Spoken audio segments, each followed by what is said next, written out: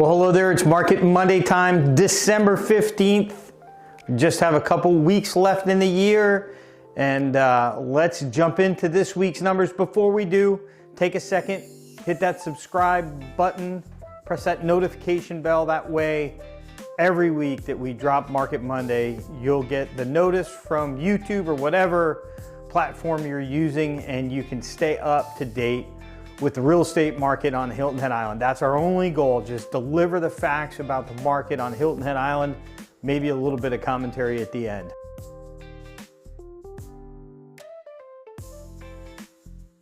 Always, we start on the inventory side of the supply-demand equation. We look at new listings. This is how many new properties have come on the market on Hilton Head Island so far this year. That number is 2,709. 33 this last week. Pretty impressive considering the time of year. So 2,709 properties have come on the market so far this year. That's up 7% from last year, 2,532. So that 7% increase though isn't translating to the available inventory. We'll talk about that in a moment. So inventory is up 7% over last year, and then we always compare to 5 years ago, the height of the pandemic. 2,477 properties had come onto the market. Now let's look at available inventory. And what this number is, if you came into town today, how many properties would there be available for you to look at on the market? That number is 823. We dropped 5 properties from last week. Compare that 823 to where we were a year ago, we're at 855. So despite bringing 7% more inventory on the market over the year, inventory is actually, available inventory right now is actually less than where we were at this time last year. Compare that 823 right now to where we were 5 years ago, 1,056, down 22% from where we were 5 years ago. So that is the supply side of the supply-demand equation. Now let's look at the demand side, or the sales side. We start with the precursor to the sale, the property going pending. 1,936 properties have gone pending so far this year. That's 29 over the last week. Again, pretty good considering it's the slower time of the year. Where were we a year ago? We were at 1,929. So a little bit more, 1,936 now, 1,929 at this point last year. So a few more sales this year than last year. That's a good sign. Compare where we were 5 years ago, 3,448 properties had gone under contract at this point in the year. That's 44% more than what we have right now. But we know what happened during that 2020 pandemic time where prices went up 25, 30% a year. We're not in that kind of a market, but prices are still going up at a pretty healthy rate. Closed sales, these are transactions that have gone through the process completely and have closed. We're at 1,897. That means we had 35 closed sales this last week. Again, pretty impressive considering the time of year. How many closed sales did we have at this point a year ago? 1,924. So we're just shy of that. We may catch up on that before the end of the year. And then again, compared to 5 years ago, 3,321 closed sales at this point in 2020. We're 43% less than where we were 5 years ago. Next, we look at absorption rate. This is that number that you hear about whether it's a buyer's market or a seller's market. For most of this year, we've been around 5, 5.1, 5.2, 4.9 months. Right now, we're at 4.8 months. We've been at 4.8 months now for the last 2 reports that I've given you. Compare that to where we were a year ago, we're at 5 months. So a little bit less, a little bit more of a seller's market than it was at this point last year. Again, compare back, looking 5 years back, December 15th, 2020, we were at 3.5 months. That was a very, very strong seller's market, as you may remember. Days on the market, another big drop. So days on the market has been pretty low. About a month ago, it jumped up to like 120 days, and every week since then it's come down, and this week is no exception. Last week we reported it at 85 days. This week it's 65 days on the market, so a 20-day drop. That's pretty significant. Where were we at this point last year? 75 days. So fairly significant decrease over the last year from 75 to 65 days. This is the average amount of time, excuse me, this is the average amount of time it takes a property to sell when it comes on the market. Compare our 65 days now to where we were on December 15th, 2020, 5 years ago. That was 118 days.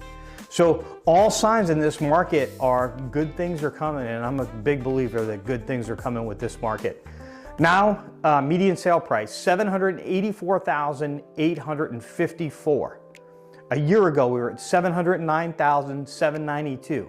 That's 11% annual appreciation. Compare that to 5 years ago, on December 15th, 2020, the median sale price was $411,458. So we're 91% higher than that number 5 years ago.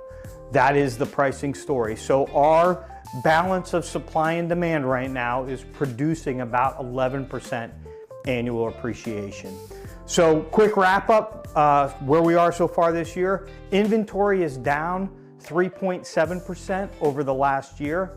Closed sales are also down slightly, 1.4%. Prices are up 11%. And our absorption rate, the buyer-seller market ratio, is moved a little bit more towards the seller's market over the last year, from 5 months to 4.8 months. If you're a seller, it's the same thing I've been telling you for weeks now. Yes, this is the slower season, but property is still selling. The buyers that are in this market are very serious buyers looking to make deals, and we are seeing deals happen right now. So stay the course, make sure you're priced right, your property is being marketed like crazy, and you might strike gold this holiday season. Certainly people are going to, people have already. If you're a buyer, yeah, there's less to choose from, there's less inventory, but there's also less competition right now. And that could be a great thing.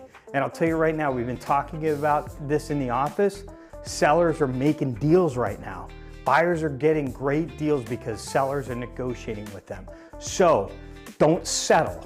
Don't do like we did 5 years ago, where you were a buyer and I'm like, I'm gonna take what I can get and I'm not gonna be able to inspect the property and all that crap. Don't do that. But if the right property is on the market, make an offer. Make an offer, start the conversation, see if you can buy that property for a great deal. We're seeing it happen right now. This is a great time.